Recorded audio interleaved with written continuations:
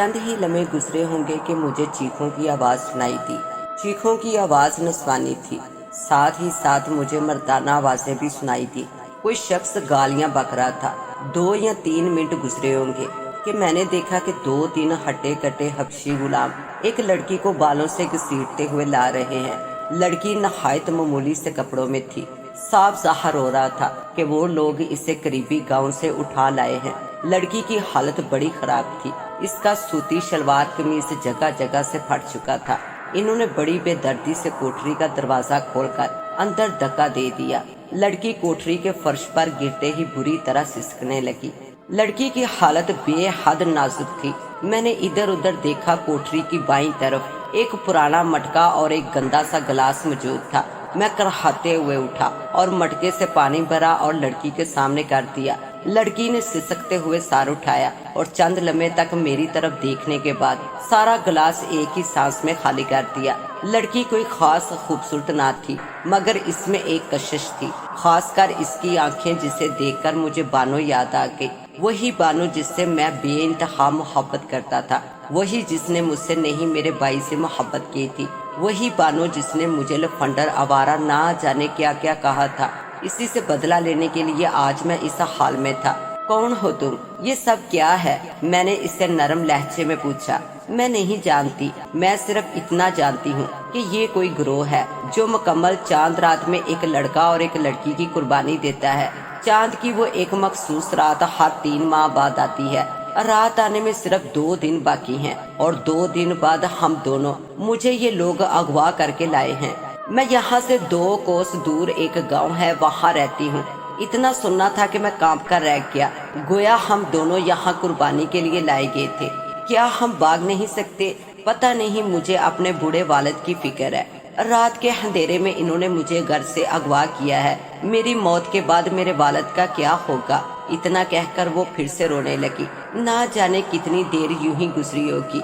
फिर मैंने देखा वो लड़की जिसका नाम रिमला था रोते रोते सो गई थी और मैं जाग रहा था। मुझे नींद नहीं आ रही थी। लड़की को देखकर ये बात तो सच साबित हो गई थी कि नींद सूली पर भी आ जाती है। मेरी मौत में ज्यादा वक्त ना था। ना जाने, मुझे लगता था कि मैं नहीं मरूंगा, फिर भी बानो और अपने भाई से इंतकाम लिए बगैर मैं मर नहीं सकता था। कुछ ही वक्त गुजरा होगा कि मुझे कदमों की आहट सुनाई दी। आने वाला कोई और नहीं, कांता थी। कांता ने जिस्म पर जीन्स और टी शर्ट पहन रखी थी और चेहरा फुल मेकअप से भरा हुआ था। कांता के हाथ में एक बड़ा सा कटोरा था। कांता मुझे मुस्कुराती हुई नजरों से देख रही थी। इसके चेहरे पर फातिहाना तासरात थे, जैसे कि वो अपनी कामयाबी के बिल्कुल नजदीक हो। कैसे हो महाराज? इसकी तनस में डूबी आवाज मेरे कानों में जहर घोल रही थी। मुझे जाने दो, मैंने तुम्हारा क्या बिगाड़ा है? बिगाड़ा तो मेरा उन लोगों ने भी कुछ नहीं था जिनको मैंने कत्ल किया। बस आज आखिरी कुर्बानी है। इसके बाद देवी खजाने का राज मुझ पर जाहिर कर देगी, जिसके लिए मैंने बहुत से मासूमों की जान ली है। ये कहकर वो कहीं खो गई, जैसे कि आने वाले मुस्तकबिल के बारे में सोच रही हो। तुम कभी भी कामयाब नहीं हो पाओगी, मैंने अपने दिल में कहा, मगर इसने सिर्फ मुस्कुराते हुए मुझे देखा। पुरअसरार और शैतानी मंत्र कुर्बानी के लिए तैयार था, लेकिन कुर्बानी से पहले देवी के मकरूह बुत की पूजा होना बाकी थी। जगह जगह कदीम जमाने के बड़े बड़े चिराग रोशन थे। अगरबत्ती का खुशबूदार धुआं पूरे हॉल में भरा हुआ था। मुझे और इस लड़की को लोहे के पिंजरे में मूर्ति के बिल्कुल करीब रखा गया था। देवी की मकरूह मूर्ति के करीब 2 मशलें रोशन थी। अचानक फजा में घंटे की आवाज गूंजी, साथ ही साथ नकूस फूंके जाने लगे। कांता ने इस वक्त सुरख और चुस्त लिबास पहन रखा था। वो लिबास बिल्कुल ऐसा था जैसा कि फिल्मों में लड़कियों ने पहन रखा होता है। कांता के सारे मुहाफिजों ने स्याह चुगे पहन रखे थे। इनके चेहरे नकाबों में ढके हुए थे। कांता आहिस्ता आहिस्ता चलती हुई इस मकरूह मूर्ति के करीब आई। इसके चेहरे पर अकीदत और मोहब्बत का दरिया बह रहा था। वो मुस्कुराते हुए बोली, अजीम देवी, तेरी तागूती अजमतों को सलाम। तेरे मानने वाले सारे शैतान के पुजारी हैं। वो शैतान जो अंधेरे का शहंशाह है, वो शैतान जिसने तुझे काली कुव्वतें बख्शी हैं। खजाने का राज जाहिर कर दे देवी। इतना कहकर वो सजदे में गिर गई। इस मुशरिक को सजदे में गिरते देखकर मेरी रूह अंदर से कांप गई। एक रब पाक के सिवा किसी और को सजदा कैसे जायज हो सकता है। बहरहाल काफी देर तक वो सजदे में पड़ी रही। फिर इसने सर उठाया। चंद लम्हे तक वो मेरी तरफ देखती रही और फिर जोर जोर से नकूस फेंकने लगी। नकूस की तेज आवाजों ने वहां पर काले चुगे वालों पर अजीब सी वहशत पैदा कर दी। यूं लग रहा था जैसे कि वो पागल हो गए हों। चंद लम्हात तक वो तूफान बदतमीजी जारी रहा। इसके बाद मेरी नजर एक बहुत बड़े कुल्हाड़े पर पड़ी। गालबन वो कुल्हाड़ा हमारे सर काटने के लिए लाया गया था। मौत मुझे अपने सामने रक्स करती नजर आ रही थी। मेरे साथ वाले पिंजरे में बंद लड़की की हालत बहुत नाजुक थी। वो एक ही रात में सदियों की बीमार नजर आ रही थी। कांता कुल्हाड़ा उठाए हमारी जानब बढ़ने लगी। इसके साथ इसके दो साथी भी थे। उसी वक्त मुझे अपने कानों में तेज सीटियों की आवाजें सुनाई देने लगी। मुझे अपनी आंखों के इर्द गिर्द नीले पीले रंग रक्सा नजर आए। उसी वक्त एक तेज गुराहट की आवाज मेरे कानों में गूंजी। मुझे इस लड़की का खून चाहिए जो इस पिंजरे में है। मुझ पर फिर वही कैफियत तारी होने लगी थी। मेरे हलक से तेज चीख की आवाज निकली जैसे कोई भेड़िया गुराया हो। मैंने एक जोर की लात पिंजरे पर मारी। पिंजरा टूट गया। इसी लम्हे कांता की मनहूस आंखों में हैरत नमूदार हुई। मैं वहशत से सीना पीटता पिंजरे से बाहर निकल आया। मैंने कांता को गर्दन से पकड़कर उछाल दिया।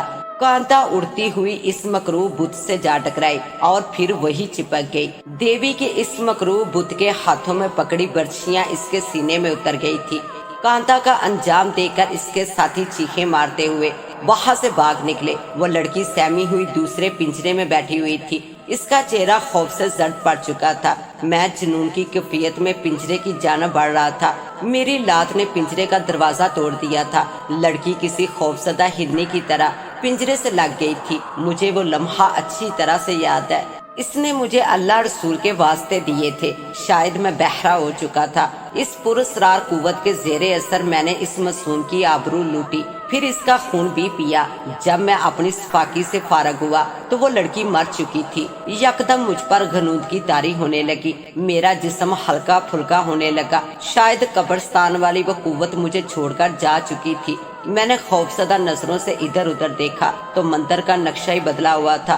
कांता की लाश अबरत का नमूना बनी इस बेजान बुत के सामने थी।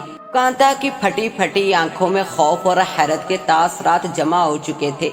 लड़की की लिबास से आरी लाश मेरी सफाकी का सबूत दे रही थी।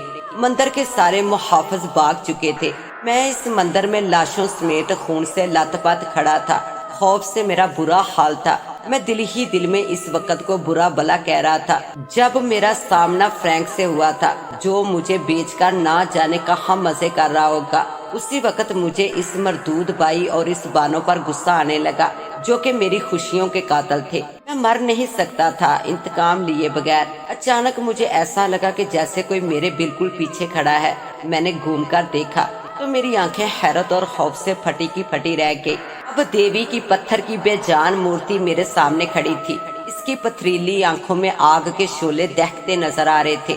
उसी वक्त उसका पथरीला बाजू मशीनी अंदाज में हिला। इसने मेरी गर्दन पकड़ ली और मुझे चूहे की तरह ऊपर उठा लिया। इसके लब हिले। कांता मेरी पुजारन थी और तूने उसको मार दिया। मैं तुझसे इसका बदला लूंगी। इसकी आवाज गुराहट से मुशाबा थी। इतना कहकर इसने मुझे हवा में उछाल दिया। मेरा जिस्म फजा में उड़ने लगा। मुझे अपने कानों में हवा की शाएं शाएं सुनाई दे रही थी। हवा के जोर के सबब आंखें बंद हो गई थी। मेरी आंख खुली तो पानी के तेज शोर की आवाज मेरे कानों से टकराई। मैं फौरन उठ बैठा। मैंने देखा कि मैं किसी जहाज के छत पर पड़ा हूँ। रात का गहरा अंधेरा चारों तरफ छाया हुआ है। फजा में पानी के शोर के सिवा और कोई आवाज न थी। मैंने आंखें फाड़ फाड़ कर अंधेरे में चारों तरफ देखा, मगर वहाँ गुप्त अंधेरे के सिवा कुछ न था। कोई है? मैंने जहाज के छत पर खड़े होकर चिल्लाकर पूछा, मगर जवाब न आया। बहुत देर तक चीखते चलाते रहने के बाद मुझे अंदाजा हो गया कि मैं इस जहाज पर अकेला हूँ और ये जहाज समंदर के वसत में खड़ा है। खौफ और दहशत से मेरा दिल कण पट्टियों में धड़कने लगा था। ये सोचकर मुझे हौल आने लगे थे कि मैं इस वीरान जहाज में अकेला हूँ और वो समंदर के वसत में खड़ा है। भूख और प्यास की शिद्दत से मेरा बुरा हाल था। अचानक मुझे एक अजीब सी आवाज सुनाई दी। آواز کچھ ایسی تھی کہ مائک سسٹم میں خرابی کے بعد جیسی آواز پیدا ہوتی ہے۔ میری کیفیت اس خوفناک اور دہشتناک فلم کے ہیرو سے مختلف نہ تھی جو کہ خوفناک واقعات کا شکار ہو جاتا ہے۔ فرق صرف اصل اور نقل کا تھا۔ میں نے سوچا کہ اس طرح مرنے سے بہتر ہے کہ ہاتھ پیر مار کر مرا جائے، اس لیے میں اندھیرے میں ٹٹولتا ہوا چھت سے نیچے کیبنوں کی طرف جانے کا راستہ ڈھونڈنے لگا۔ راستہ ڈھونڈنے میں مجھے کئی دفعہ ٹھوکروں کا سامنا کرنا پڑا، لیکن اندھیرا اس قدر زیادہ تھا کہ میں آگے بڑھ نہ پایا۔ مجبوراً مجھے صبح کا انتظار کرنا پڑا۔ بھوک پیاس کی شدت بہت بڑھ چکی تھی۔ آخر کار مجھے نیند آ گئی۔ میں نہ جانے کب تک سوتا رہا۔ کسی قسم کی آواز سے میری آنکھ کھل گئی۔ وہ آواز نہ جانے کیسی تھی کہ ڈر و خوف سے میرے جسم میں لرزہ طاری ہو گیا۔ میں نے ادھر ادھر دیکھا تو صبح کا اجالا چاروں طرف پھیل چکا تھا۔ میں نے بے چین نگاہوں سے چاروں طرف کا جائزہ لیا تو چھت پر ہر طرف سیاہ رنگ نظر آیا۔ جہاز کا ایک حصہ سیاہ رنگ کا نظر آ رہا تھا۔ حیرت انگیز بات یہ تھی، فضا میں ہر طرف نحوست سی محسوس ہو رہی تھی۔ چھت کے جس آخری سرے پر میں موجود تھا وہاں سے ایک زینہ نیچے کی طرف جا رہا تھا۔ شاید وہ راستہ قید خانے کا تھا۔ جیسے ہی میں سیڑھیوں سے اتر کر نیچے جانے لگا، مجھے ایسا لگا کہ جیسے کسی نے مجھے سرگوشی کی ہو کہ وہاں مت جاؤ، لیکن میں زنگ آلودہ سیڑھیاں عبور کرتا نیچے اتر گیا۔ اس چھوٹے سے تہہ خانے میں عجیب سی سلیم زدہ بدبو سی پھیلی ہوئی تھی۔ تہہ خانے میں نیم اندھیرا تھا۔ سامنے ایک چبوترے پر ایک تابوت موجود تھا جس کا رنگ بھی سیاہ تھا۔ اچانک مجھے ایسا لگا کہ جیسے کوئی طاقت مجھے کہہ رہی ہو کہ تابوت کا ڈھکن اٹھا دو۔ میں آہستہ آہستہ تابوت کی جانب بڑھنے لگا۔ بھوک پیاس کا ہر احساس ختم ہو چکا تھا۔ جیسے ہی میں نے تابوت کا ڈھکن اٹھایا، ایک تیز چیخ کی آواز میرے کانوں سے ٹکرائی۔ چیخ کی آواز درد و کرب سے بھری تھی اور پھر دہشت کی ایک لہر میرے جسم میں دوڑ گئی۔ تابوت کے کھلتے ہی گول دار غول چمگادڑوں کا ہجوم چیختا ہوا باہر نکل گیا۔ چند لمحوں میں پورے کا پورا تہہ خانہ چمگادڑوں سے بھر گیا۔ چمگادڑوں کے چیخنے کی آوازیں عجیب سا ماحول پیدا کر رہی تھی۔ حیرت کی بات یہ ہے کہ چمگادڑیں مجھ پر حملہ کرنے کی بجائے چھت سے الٹا لٹک گئی تھی۔ پھر کچھ ہی لمحے گزرے ہوں گے کہ میری آنکھیں دہشت و خوف سے پھیل گئی۔ تابوت میں سے میں نے انسانی پنجہ باہر آتے دیکھا جو کہ بالکل انسانی تھا۔ میں نے بری طرح سے چیخنا شروع کر دیا، یا اللہ میں کس شیطانی چکر میں پھنس گیا ہوں۔ پنجہ تابوت سے باہر آتا گیا، یوں لگ رہا تھا کہ جیسے کوئی رسی بال کھاتی آگے بڑھ رہی تھی۔ پنجے کا سائز بڑا ہوتا ہی جا رہا تھا۔ میں نے پیچھے ہٹنا شروع کر دیا۔ ایک لمحہ ایک وقت ایسا بھی آیا کہ میرے لیے پیچھے ہٹنے کے لیے جگہ نہ تھی، بس وہ پنجہ پورے تہہ خانے کے اندر گھوم رہا تھا۔ پنجہ کس کا تھا؟ وہ تابوت سے باہر نہیں آیا تھا۔ میں دیوار سے لگا خوف و دہشت سے بھرے آفت کا منتظر تھا۔ اچانک میرے حلق سے تیز چیخ نکلی اور میں جھٹکے سے منہ کے بل گر گیا، کیونکہ اب اس پنجے کی گرفت میری پنڈلی پر بے حد مضبوط ہو چکی تھی۔ اس پنجے نے مجھے تابوت کی جانب کھینچنا شروع کر دیا۔ وہ لمحات میرے لیے قیامت خیز تھے۔ میں نے اپنے آپ کو اس تابوت کے اندر اترتے دیکھا، پھر میں نے تابوت کا ڈھکن بند ہوتے دیکھا۔ میں نے واضح محسوس کیا کہ میں کئی ہڈیوں کے پنجر پر پڑا ہوں اور دو انسانی ہاتھوں نے مجھے جکڑ رکھا ہے۔ جس وقت مجھے ہوش آیا تو میں نے دیکھا کہ میرے اوپر سرخ رنگ کی چھت ہے جس پر جالے لٹک رہے ہیں۔ میں ایک پتھر کے چبوترے پر بالکل سیدھا لیٹا ہوا ہوں۔ میرے کانوں میں دبی دبی سی ایسی آوازیں آ رہی تھی جیسے کہ بہت سی عورتیں بیان کر رہی ہوں۔ اتنا تو میں اندازہ کر چکا تھا کہ میں تابوت میں نہیں تھا۔ پھر میں کہاں تھا یہ مجھے نہیں معلوم تھا۔ میں نے اٹھنا چاہا لیکن میں جسم کو نہیں ہلا سکا، جیسے میرا جسم پتھر کا ہو چکا تھا۔ نہ ٹانگیں ہلتی تھی، نہ ہاتھ پاؤں، میری آنکھیں اور دماغ زندہ تھا۔ یہ ایک اونچی چھت والا کمرہ تھا۔ سامنے کی سرخ دیوار میں سیاہ شگاف بنا ہوا تھا۔ دائیں بائیں کی دیواروں پر انسانی ہڈیوں کے 3 پنجر لٹکتے نظر آ رہے تھے۔ میرا دل دہشت سے ڈوبنے لگا تھا۔ اب میں شاید پہلے سے بھی زیادہ بڑی مصیبت میں پھنس گیا تھا۔ وہ قوت جو مجھ پر مسلط تھی وہ اپنی ضرورت کے تحت مجھ پر حاوی ہوتی تھی، میرے کام نہیں آ رہی تھی۔ مجھے ایسا لگ رہا تھا کہ جیسے کہ میں مر چکا ہوں۔ مجھے سب کچھ یاد تھا کہ میں کون ہوں۔ اسی وقت میرے کانوں نے کچھ عجیب سی آوازیں سنی، جیسے بہت سی عورتیں رو رہی ہوں، جیسے لوگ کسی میت پر بیٹھے رو رہے ہیں۔ پھر یہ آوازیں آہستہ آہستہ دور ہونے لگی۔ मेरी आंखें सामने की दीवार के शगाफ पर जमी हुई थी। मेरे देखते देखते शगाफ से धुआं उठना शुरू हो गया। धुआं वासिया होने लगा। इस धुएं से जो पहली शक्ल उभरी इस बूढ़े की थी जिसकी बेटी का मैंने ट्रेन में खून पिया था। इस बूढ़े की आंखें चढ़ी हुई थी, इन आंखों में नफरत और गुस्सा मौजूद था। दूसरी सूरत कांता की थी जिसकी आंखों में तंज और हकारत मौजूद थी। उसी वक्त इस धुएं ने जिस्म की सूरत अख्तियार करना शुरू कर दी। इस बार कांता मुकम्मल सूरत में थी। कांता का हाल उस वक्त नहायत अजीब और खौफनाक था। वो अपने कपड़ों से बेनियाज थी। इसके खूबसूरत जिस्म से सुनहरे रंग का एक सांप लिपटा हुआ था। इसकी दाएं छाती से खून निकल रहा था जिसे सांप पी रहा था। कांता के चेहरे पर अजियत व करब के आसार थे। ये मेरा बेटा है, ये वो बेटा है जो माँ के दूध की जगह खून पीता है। वो बड़े प्यार से सांप को चमकारते हुए बोली, ये तुमसे मेरा बदला लेगा।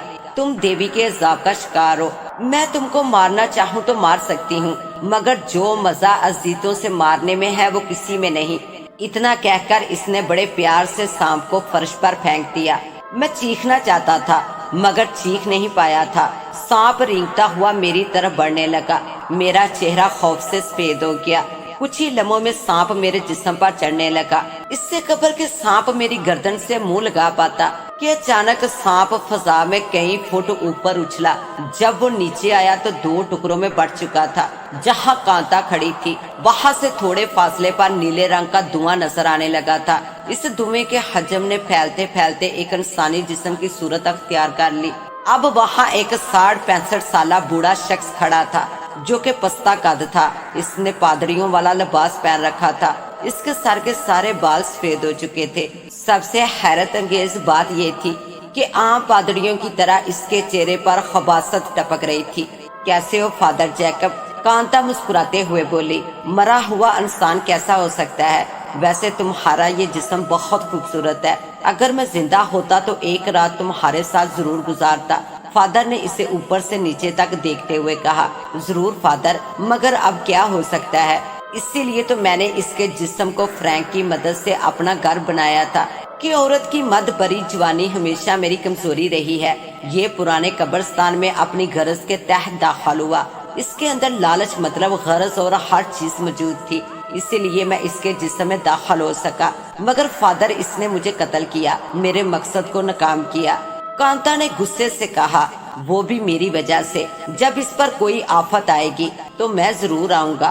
फादर मुस्कुराते हुए बोला, मगर मैं इससे इंतकाम जरूर लूंगी। और फादर, तुमसे भी जरूर मैं तैयार हूँ, मगर इतना याद रखो कि मैं अपने दुश्मनों को माफ नहीं करता। तुम्हें मारने से पहले मैं अपनी कहानी सुनाना पसंद करूंगा। मैं भी फादर की कहानी सुनने के लिए हमतन गोश हो गया। आज पहली बार वो रूह सामने आई थी जिसकी वजह से मुझसे 2 खून हुए थे। रोजा बहुत खूबसूरत थी, बिल्कुल शबनम की बूंद की तरह मासूम और खूबसूरत थी। उन दिनों हिंदुस्तान पर अंग्रेजों की हुकूमत थी। आए दिन लोग फसाद करते, आपस में लड़ते और मुंह की खाते। मैं इन दिनों चर्च में पादरी था। एक लड़की रोजाना इबादत करने आती। मैं इसको जब भी देखता तो मेरी रीढ़ की हड्डी में सनसनाहट होने लगती। एक रोज मैंने इसे अंदर दाखिल होते देखा। वो अपने किसी गुनाह को कबूल करने आई थी। वो ये समझती थी कि फादर दुआ करेंगे और गुनाह माफ हो जाएंगे। मैंने इसका गुनाह सुना, इसे अपने कैबिन में बुलाया और इसके साथ ज्यादती की। इसने जाकर पुलिस में शिकायत कर दी। अंग्रेजों की हुकूमत थी। अंग्रेज किसी ज्यादती और रेप को बर्दाश्त नहीं करते थे, जिसकी वजह से मुझे फांसी मिली और मुझे बगैर दुआ के दफन कर दिया गया। जब से मेरी रूह हर लालची इंसान के जिस्म में घर बनाती रही, ये भी मेरा शिकार बना। मैंने 200 साल तक मुख्तलिफ लड़कियों से ज्यादतियां की और अगर मुझे मजहबी तरीके से दफन कर दिया जाता तो शायद मेरी रूह को सुकून मिल जाता। फादर अपनी कहानी सुना रहा था। इसी दौरान मैंने जदोजहद करके रस्सियों की बंदिश ढीली कर ली थी। इन लोगों ने मेरे पैर नहीं बांधे थे। मैं किसी तरह इस कैद से भाग जाना चाहता था। वो शगाफ जिससे कांता बरामद हुई थी मेरे भाग जाने का वाह जरिया थी। फादर, तुमने अपनी कहानी सुना दी, अब चुपचाप चले जाओ। मुझे इससे अपनी मौत का बदला लेना है। कांता गुराई, हरगिज नहीं। फादर मुस्कुराया। इतना सुनना था कि कांता ने एक जोरदार चीख मारी। दूसरे लम्हे वहाँ एक बहुत खतरनाक किस्म का शेर खड़ा था। कांता ने शेर का रूप दहाड़ा तो फादर मुस्कुराया। اور دوسرے پر فادر کی جگہ دوسرا شیر کھڑا تھا۔ دونوں شیر دہاڑتے ہوئے ایک دوسرے پر حملہ آور ہو کے، کبھی ایک شیر کا پلہ باری ہوتا، کبھی دوسرے کا۔ مجھے موقع ملا تو میں نے آہستہ آہستہ اٹھتے ہوئے اس شگاف میں چھلانگ لگا دی۔ شگاف میں چھلانگ لگاتے ہی مجھے ایسا لگا کہ میں ہوا میں اڑ رہا ہوں۔ تیز ہوا کے جکڑ مجھے تنکے کی طرح ادھر ادھر ڈول رہے ہیں۔ میرا وجود بالکل ہلکا پھلکا ہو چکا تھا۔ میرے کانوں میں شائیں شائیں اور تیز ہوا کی آوازیں آ رہی تھی۔ کافی دیر تک یہ سب چلتا رہا۔ اسی وقت مجھے ایک زوردار جھٹکا لگا اور میں زمین پر جا گرا۔ میرا سر کسی پتھر سے ٹکرایا، پھر میری آنکھوں کے گرد اندھیرا چھا گیا۔ نہ جانے میں کتنی دیر تک بے ہوش رہا۔